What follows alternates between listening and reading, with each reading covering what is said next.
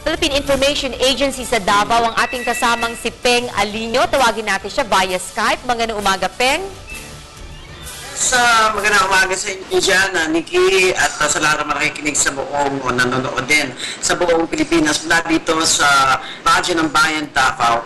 Anytime from now ay magbubukas na yung mga canvassing centers sa iba't ibang bahagi ng Region 11. Siyempre kasama dyan Davao del Norte, Davao del Sur, Davao Oriental, ganun din ang Compostela Valley Province at ang Davao City. Hinihintay na lamang ng Regional Office ng Commission on Elections sa COMELEC ang mga resulta ng mga canvassing ng Davao o yung mga nabanggit nating mga probinsya at Davao City. Sa panaya, ngayong umaga lamang kay COMELEC On-Sir Regional Director Attorney Wilfred J. Balisado, sinabi nito na sa kabuuan naging mapayapa, maayos at matiwasay ang halalan sa buong region. Maliban na lamang sa ilang mga problema sa precinct count optical scan o PICOS machines na nagkapalitan ng nangyari ito sa may barangay dyan sa Cordillera Administrative Region o CAR at ganun din sa barangay ng Compostela Valley Province. At ganun din ang nangyari sa Santa Cruz, Davao del Sur at isang barangay sa Distrito 3 ng Davao City na agad namang nag-abot ang kanilang mga Board of Elections sa tanggapan ng COMELEC 11 kahapon at kumbaga niya ay nag-exchange gift lamang sila kasama ang mga watchers ng mga nasabing lugar at natuloy naman ang halalan doon, ngunit inabot naman ito na madaling araw, ngunit natapos yun anya. Sa ngayon na hindi pa lamang nila masabi kung ilang porsyento natapos ang halalan dahil sa gagawing canvassing ngayon, ngunit ilang problema na lamang anya ito at agad nila itong maayos. Ang Davao City ay may registered voters na 2,660,156.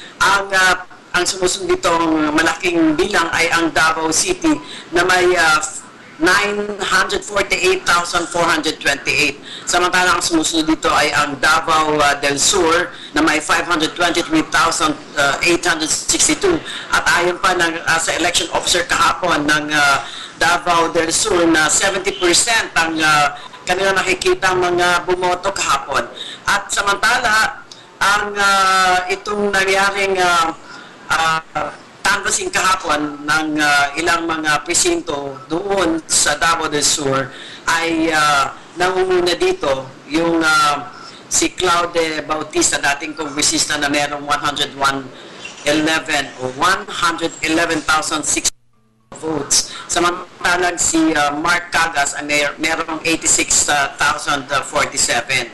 At sa itong Vice Governor, si Eileen Almentos na nakakuha ng 95,363 at si Latasas nakakuha ng 68,909. Sa representative naman dito sa Davao City ay nangunguna si Carlo Nograles na nakakuha ng 119,714 at si Luis Bunguya na kaalyado ni Davao City Mayor Rodrigo Duterte ng Hugpong Party ay 59,695. Sa District 2, nangunguna naman dito ang kaalyado ni Mayor Duterte sa Hugpong na si Maylene Garcia na may 84,748. Siya po ay isang LP at ang isang independent candidate na isang negosyante si Joji Bian ay nakakuha lamang ng 67,328. Sa District 3, as usual, ay matatawag natin na panalong-panalo na dahil walang kalaban ang kasalukuyang congressman ng District 3 na si Isidro Ungap.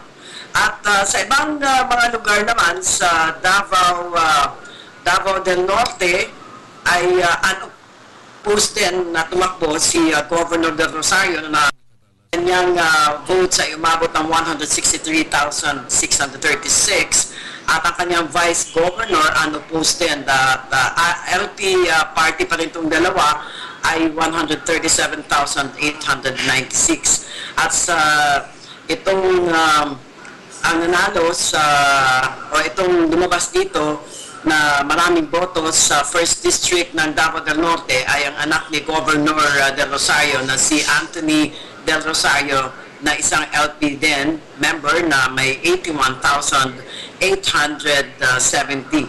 At samantalang sa Compostela Valley Province, ito naman ang lugar na post din at karamihan dito ay mga LP party na nag-usap-usap para kung sino ang kanilang iboboto o sino ang kanilang patatakbuhin, si Mayor Uy ang nanalo, Governor Uy, si Arthur Chunky Uy ang nakakuha ng 133,483, wala kalaban.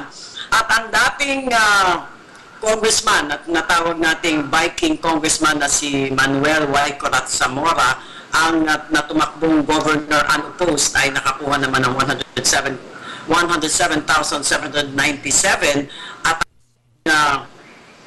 katunggaling na si Franco Tito na ito ay isang sinasabing barangay captain ito ng Mount Tiwalwan, itong Gold Rush area dito ay nakakuha lamang ng 37,985. Ang anak naman ni Maricar Zamora ay nakakuha ng 70,620, ibig sabihin walang kalaban din. At ganun din yung District 2 na si Romel Amatong nakakuha ng 69,655. Alam niyo, ang isa sa mga kapansin-pansin dito sa 1st District o itong sangguniang panlalawigan ng Davao, ng Compostela Valley Province ay dahil tumakbo nga itong si Cesar Mancao ay nakakuha pa ito. Kasama ito siya sa mga maraming bumoto. No? Pero na pa rin si Ramelin Tugaya, pangalawa Galicia, pangatlo Lopos, pang-apat Hawud, pang-lima Barte at pang-anim si Cesar Mancao. Yan ang ilan lamang kasama Nika at yung ating mga nakuhang ulat dito. Sa Davao Oriental kasi talagang unopposed din yung governor dito at walang kalaban si Cora Malanyao, kasalukuyang gobernador dito. At ang pangalawa, o itong kanyang vice governor na unopposed din na tumakbo, si Almario.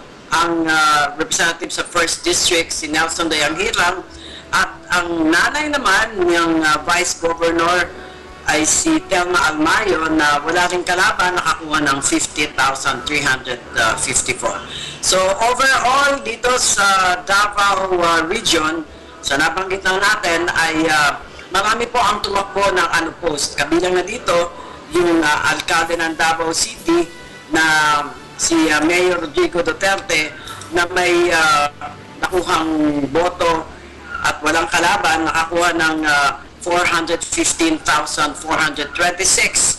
At ang vice mayor niya ngayon ay ang kanyang anak na eldest na si Pulong Paulo Duterte na nakakuha ng 383,337. At sa ganun din, yan ang mga pinaka-latest update dito. Inaasahan pa rin natin ang Commission on Elections o COMELEC 11 na magbibigay ng official result sa Radyo ng Bayan mamaya. Mula dito sa Davao City, Peng Alinio ng Radyo ng Bayan Davao para sa ng Bayan. Maraming salamat, Peng Alinio mula sa Davao.